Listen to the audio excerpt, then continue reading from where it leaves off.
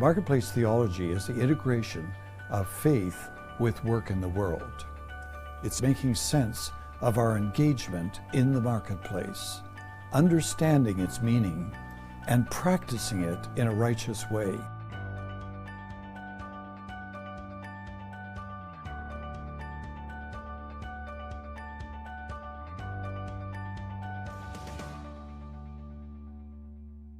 I was doing a pilgrimage on Mount Athos in Greece, going from one monastery to another, and I had a wonderful conversation with a guest master who spoke perfect English. He was born in Greece, but grew up in England. And he said, "What do you teach?" I said, "I teach marketplace theology." He said, "What's that?" I said, "It's the integration of Christian faith with work in the world." He said, "It's not possible. That's why I'm a monk." Well, I told him it is possible, and that led to a very interesting and fruitful conversation. Why do we need a marketplace theology? One reason why we need it is because of the sacred-secular split. This is the split that's in people's minds between the spiritual and the unspiritual, between the holy and the human, between the supernatural and the natural, between Sunday and Monday. According to this terrible split in people's thinking, the things that are spiritual and holy and supernatural, these things are really sacred, holy. But the things that we do on Monday through the week are secular.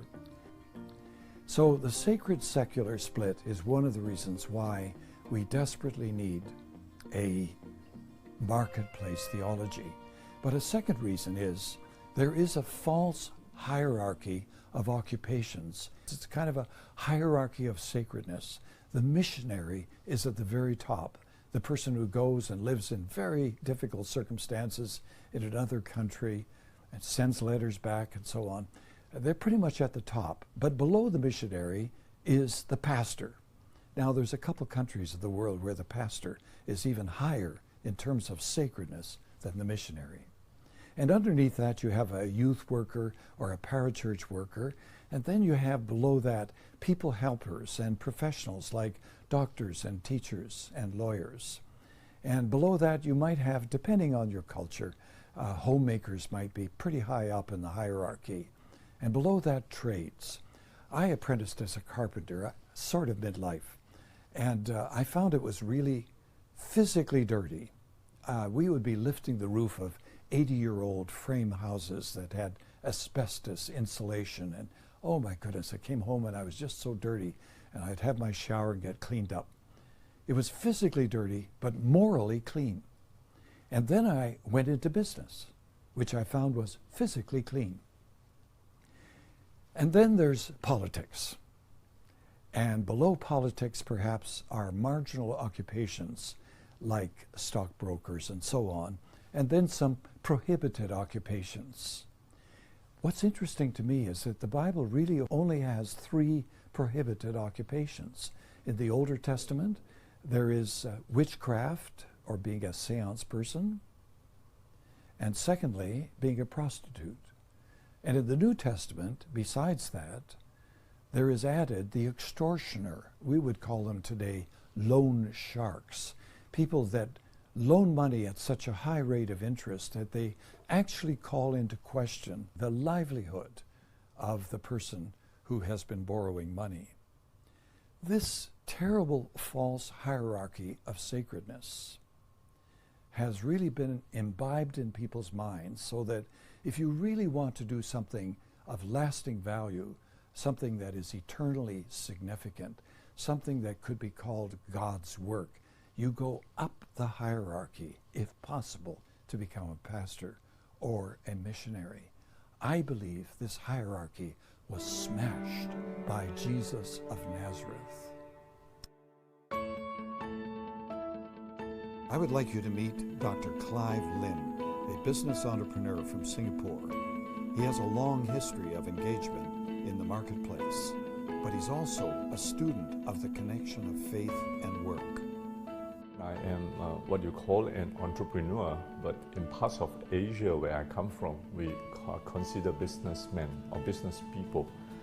I have worked for Motorola and Xerox, multinationals in Asia, before becoming an entrepreneur. I started my own business about 20 years ago and have been doing that and love and enjoy doing that.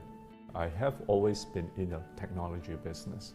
I was first in computers, and then eventually when mobile technology came around 25 years ago, I was one of the pioneers working for Motorola, opening offices for them throughout Asia. Eventually I started business on my own, distributing mobile phone products, Nokia, Motorola, Ericsson, around the Asian region. That has grown. In fact, I founded a company which eventually was publicly listed in Singapore called TeleChoice International Limited. Over the last few years, I've kind of adjusted and changed my business in order to allow for more personal time, in order to allow for me to spend time studying. And we will talk a little bit about that. What I've been doing is to form a family investment firm. I'm now advising and driving the family investment firm in different kind of investment, but mainly in properties and technology. I grew up in a very traditional Chinese family. My father is suspicious of the Christian faith. I was not allowed to go to church when I was staying at home. It was after I got married and have my own home that friends invited me to church. And within 6 months after attending church, I decided this is what I want. This is the real thing. And I asked to be baptized very shortly after that. And by the time I was baptized, I was 30, and things kind of move along quite fast after that. I'm always envious of friends who were converted when they were in universities, in high school, and that growing period of their life was so infused with Christian teaching. I was not. At the age of 19, I started smoking, I was drinking, So the day you became a Christian, you realize you're not supposed to do all of that. And it was a struggle for me, and it was like trying to unshackle my past for the first 5 to 10 years. When I first became a Christian, about 2 decades ago, I'm like everybody else. I went to my pastor and said, do I have to be a missionary or a pastor? And he looked at me and asked me, how do you feel? I says, I don't want to be either of them. And so he asked me, what do you want to do? I want to be a businessman. And he kind of encouraged me and told me that if God really wants you to be a missionary and pastor, He will show you the way if you remain open. And I was open. I prayed about it for 2 years, but eventually I didn't feel the passion to be any one of them. Instead, I came away after 2 years of prayer more sure that I should be a businessman, that God has put me in the business world. And that was important. That passion drives me, affirms me. And in times when I face failures and difficulties, I'm reminded that this is where I should be, this is where God puts me. And I guess you would call that affirmation of your calling. Marketplace theology is the integration of Christian faith with work in the world, whether that work is remunerated or not, and it involves understanding, practice, ethics, and spirituality, all themes that we're going to be exploring in this series. I think the best definition of theology came from the Puritan William Perkins. He said, theology is the science of living blessedly forever. Every word is significant. Theology means the study of God, but it's a science. That is, it involves study. But it's the science of living. It's about life. It's not about religion. It's not about an esoteric reality. It's the science of living. But it's not just being alive. It's living blessedly. And that means in harmony with God's purpose and in relationship to God.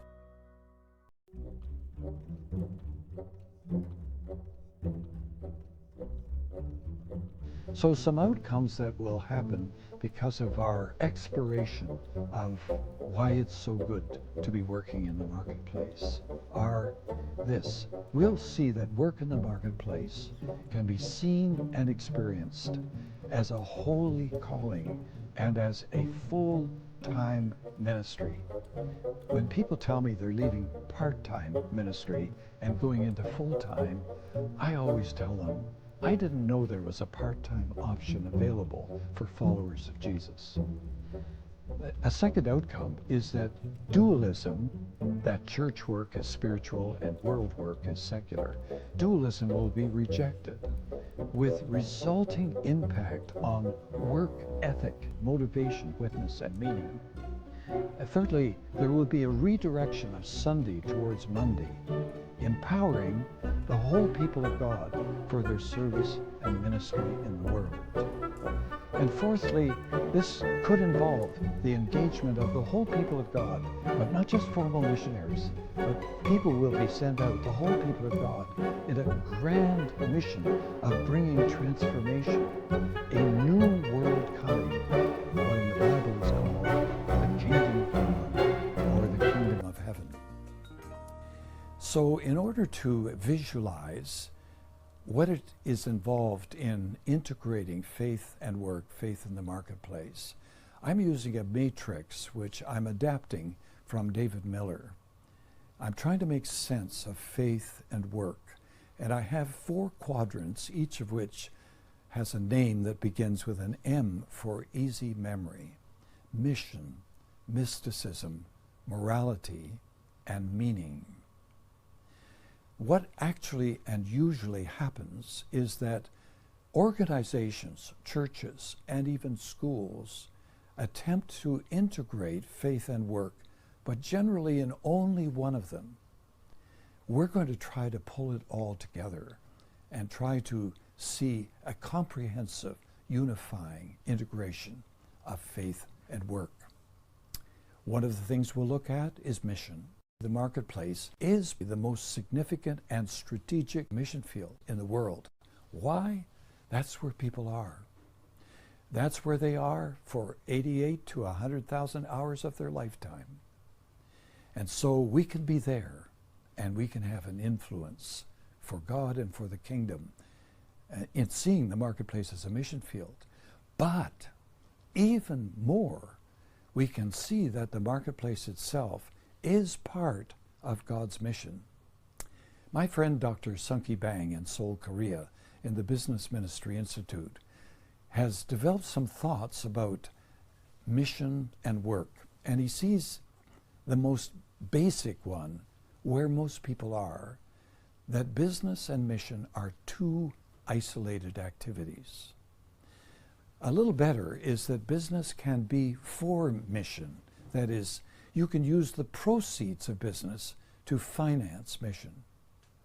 A little better than that is to see business as a platform for mission, which is channeling mission into the world through business. That is, starting businesses in other places of the world. And then he says a little better is mission in business, hiring not yet believers with a view to their becoming followers of Christ.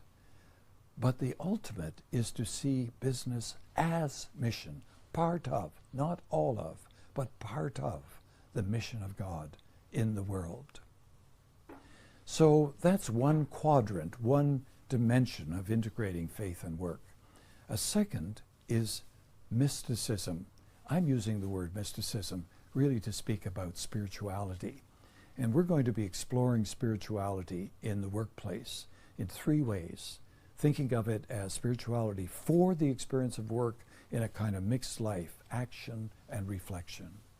But then practices in the workplace, simple practices that can draw us nearer to God and to life. And then to see, thirdly, that spirituality actually can grow through work, that work itself can become a kind of spiritual discipline.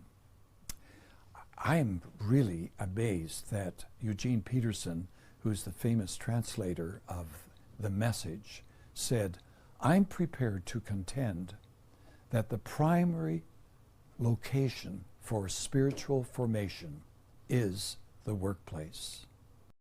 A third way of integrating faith and work is morality or ethics. The marketplace is a place where there's a kind of ethical meltdown, and there are real ethical issues that we face every day in the workplace.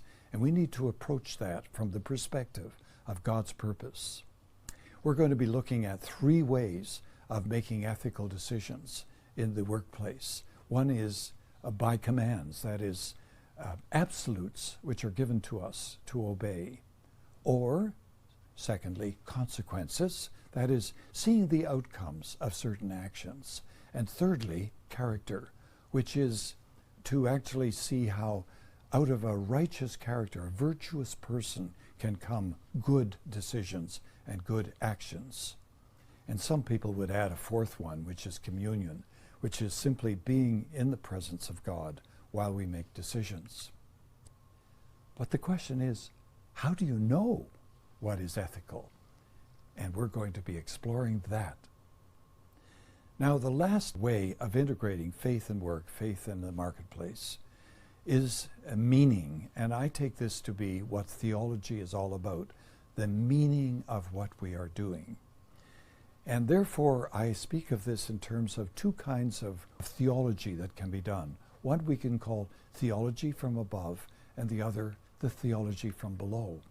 Theology from above starts with the great revealed categories of Christian truth, such as the triune God and community, or creation and the fact that matter matters, or humankind as God-imaging creatures that have regency, that is, they have the capacity to make a difference, to rule creation, and relationality. Work itself as co-creation, and the problem of sin, which we experience in work, in the workplace, in powers that influence us, and resistance. Redemption, which is transformation, a tremendously important theology from above theme, the kingdom of God, the Holy Spirit, and the end times or eschatology. This is what's involved in taking these great overarching themes of biblical truth and trying to apply it to our work in the marketplace. But doing theology from below is another way of doing theology. It's starting with concrete life and work situations by which we do case studies. We listen to the questions that people are asking. And I find what questions people are asking are often around, how do I ever accomplish a kind of work-life balance? Identifying what's happening in the world and reflecting on it. Exploring felt needs, such as work-life balance, significance, the use of time, security, shame, vocational transition, institutional culture. And we can do theology from below by hearing the stories of people and by exploring evocative points in the so-called secular culture.